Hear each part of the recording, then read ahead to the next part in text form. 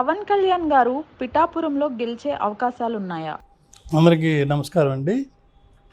పవన్ కళ్యాణ్ గారు ఎక్కడి నుంచి నిలబడతారు, అసెంబ్లీకా లేదా పార్లమెంటుకా అనేది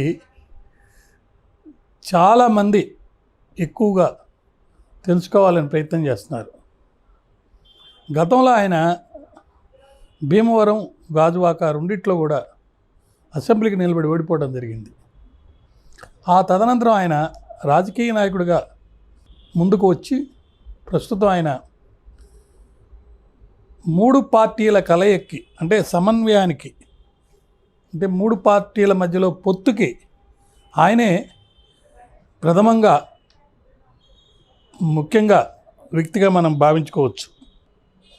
మరి ఆయన రాజకీయ చతురత లేకపోతే రాజకీయంగా ఆయన ఏ స్థాయిలో ఎదిగారంటే సమయం చూసి ఆయన యొక్క ప్రాముఖ్యతని ఆయన అనేక చర్యల ద్వారా పెంచుకున్నారు. ముఖ్యంగా చంద్రబాబు నాయుడు గారు జైల్లో ఉన్నప్పుడు జైల్లో పరామర్శించి బయటకు వచ్చి అక్కడ మరి ఆయనకి బీజేపీతో పొత్తు ఉన్నా కూడా, అంటే ఆయన పార్టీకి మరి చంద్రబాబు నాయుడు గారికి నేను మద్దతు ఇస్తున్నానని చెప్పి మేము ఇద్దరం కలిసి పోటీ చేస్తాం, అంటే మేము 2 పార్టీలు కలిసి పోటీ చేస్తారని చెప్పి తదనంతరం అనేక రీతులుగా అనేక పద్ధతుల్లో మరి ఏదో విధంగా 3 పార్టీల మధ్య ఒక అవగాహన ఏర్పాటు చేసి పొత్తు ఏర్పాటు చేశారు. ఈ పొత్తు ఏర్పాటు చేసే దాంట్లో ఆయన కొన్ని సందర్భాల్లో నేను అధిష్టానానికి, అంటే బీజేపీ అధిష్టానానికి పరిస్థితులు వివరించి ఎన్డీఏ ప్రభుత్వంలో మనం అందరం భాగస్వామ్యం అవుతే అప్పుడు ఆంధ్రప్రదేశ్ నుంచి కూడా బీజేపీకి కొన్ని పార్లమెంటు సీట్లు, కొన్ని అసెంబ్లీ సీట్లు ఉంటాయని, ఖచ్చితంగా ఇప్పుడున్న పరిస్థితుల్లో అక్కడ ప్రభుత్వం సరిగా పనిచేయడం లేదు కాబట్టి, ప్రజలకు వ్యతిరేకంగా చట్టానికి వ్యతిరేకంగా పనిచేస్తుంది కాబట్టి ఖచ్చితంగా కలవాలని చెప్పి ఆయన ప్రయత్నం చేయడం జరిగింది. అయితే పవన్ కళ్యాణ్ గురించి మనం ఎంత చెప్పినా చెప్పకపోయినా ప్రజలకి సంపూర్ణంగా ఒక నటుడిగా, ఒక రాజకీయవేత్తగా, మరి సమాజంలో జరుగుతున్నటువంటి కొన్ని ప్రజా వ్యతిరేక పనులకి ఆయన పనులకి ప్రజా వ్యతిరేక పనుల మీద పోరాటం చేస్తున్నాడు. ఆయన ఎక్కడి నుంచి నిలబడతాడు, ఆయన ఎక్కడి నుంచి నిలబడతాడు, ఆయన అసెంబ్లీకి నిలబడతాడా, పార్లమెంట్ నిలబడతాడా అనేది ముఖ్య అంశం.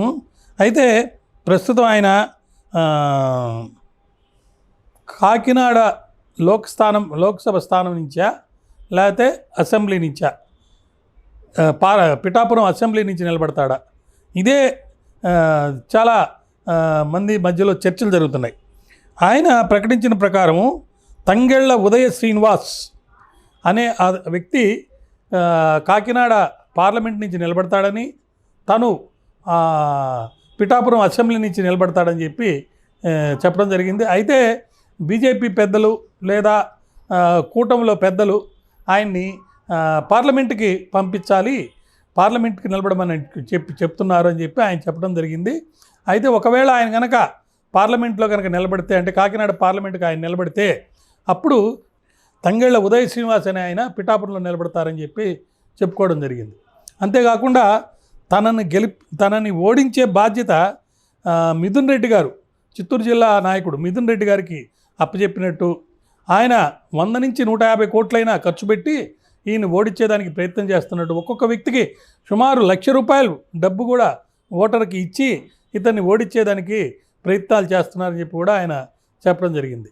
ఈ సందర్భంగా ఆయన మిథున్ రెడ్డి గురించి చెప్తూ మరి పీలేరులో లేదా పొంగనూరులో జరిగిన కొన్ని విషయాలు చెప్పి మరి అక్కడ ఒక వ్యక్తి, ఒక యాదవుల వ్యక్తి సొంతగా బీజేపీ నుంచి బయటకు వచ్చి పార్టీని పెట్టుకుంటే అది భరించలేక అతని మీద అనేక చర్యలు తీసుకున్నారు.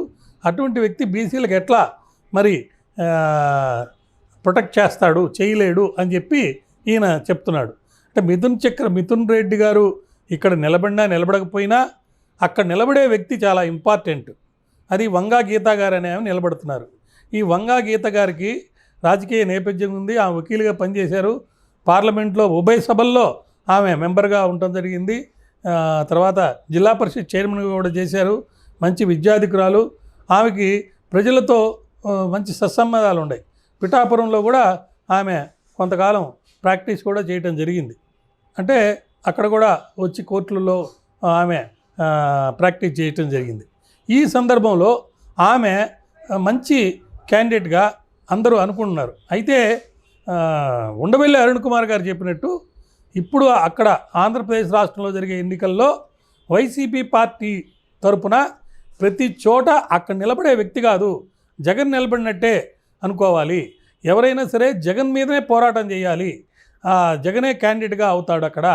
ఎందుకనంటే ఆయన ఒక పథకం ప్రకారం సంక్షేమ పథకాలని ప్రజలకి మహనీయులు సైతం మేధావులు సైతం మెచ్చే విధంగా తయారు చేసి ప్రజలకి లబ్ధి పొందే విధంగా చేశాడు. కాబట్టి అక్కడ ఖచ్చితంగా వంగా గీత నిలబడ్డా కూడా అది పవన్ కళ్యాణ్ మీద జగన్ నిలబడినట్టే అని అనుకోవాలని చెప్పి అంటున్నారు.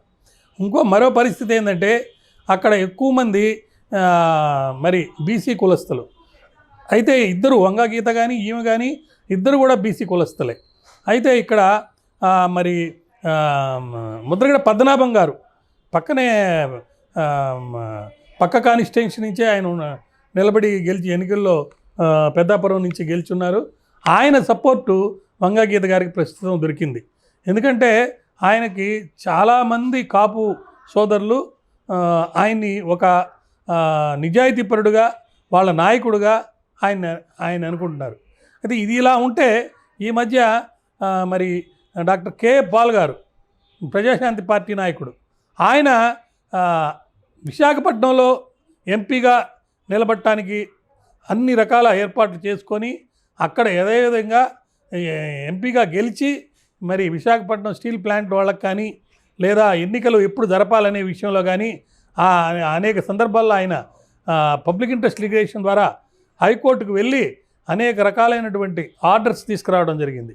మరి ఫస్ట్ పేజ్లో జరగాల్సిన ఎలక్షను 4th పేజీలో జరిగేటట్టుగా ఈ మధ్య ఆర్డర్స్ ఆయనకు అనుకూలంగా హైకోర్టులో ఆయన ప్రయత్నం చేసి తీసుకొచ్చినట్టుగా మనం వింటున్నాం.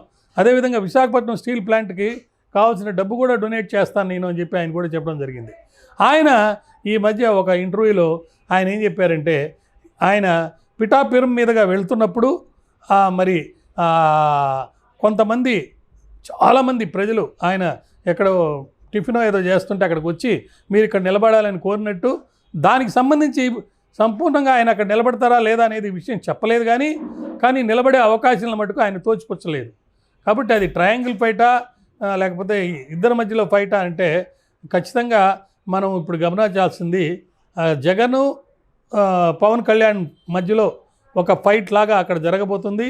ఈ ఎన్నికల్లో కేవలం కాపు కులస్తులే కాకుండా ఇతర కులస్తులకి సుమారు 10 to 15% అక్కడ ఉన్నట్టుగా మనకు తెలుస్తుంది.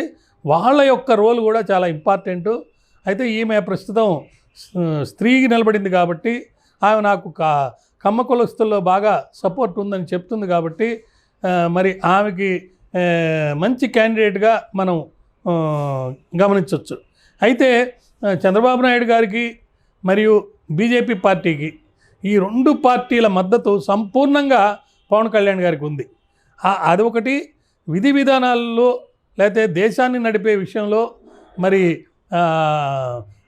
మోదీ గారికి చాలా పేరు ప్రఖ్యాతులు వచ్చినాయి.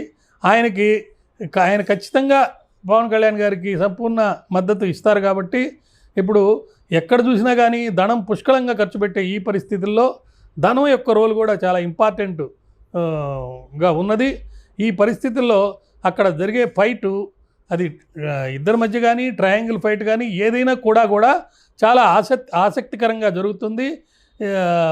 ఇప్పుడు ఈ 3 కూటములు 3 కలిసి ఒక కూటమిగా ఏర్పడి ఎన్నికల్లో నిలబడుతున్న ఈ సందర్భంలో మనం ఖచ్చితంగా రోజుకి అనేక మార్పులు జరుగుతూ ఉన్నాయి. సంక్షేమ పథకాలకు ఇచ్చినటువంటి డబ్బుల విషయంలో ప్రజలందరూ కనుక మాకు సంక్షేమ పథకాలు వచ్చినాయి దీనివల్ల లబ్ధి పొందామని ఓటేసే పరిస్థితి కనుక అయితే మరి వంగా గీత గారు అక్కడ గెలిచే అవకాశం ఉంది.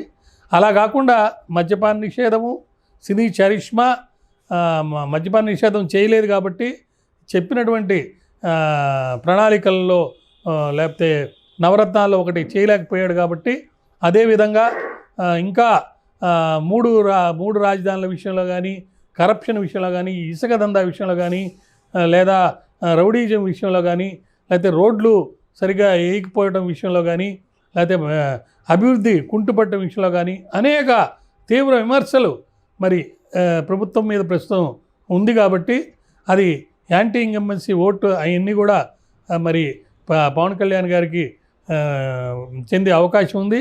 అదేవిధంగా ఆ పవన్ కళ్యాణ్ గారి మీద ఎటువంటి కరప్షన్ అలిగేషన్ లేదు ఈరోజు దాకా. కాబట్టి ఈ పరిస్థితుల్లో ఎడ్జి కొంచెం పవన్ కళ్యాణ్ గారికే ఉన్నట్టుగా మనకు కనిపిస్తుంది. రాబోయే రోజుల్లో అది ఏ విధంగా మారుతుందనేది మనం వేచి చూడాలి. ధన్యవాదాలు.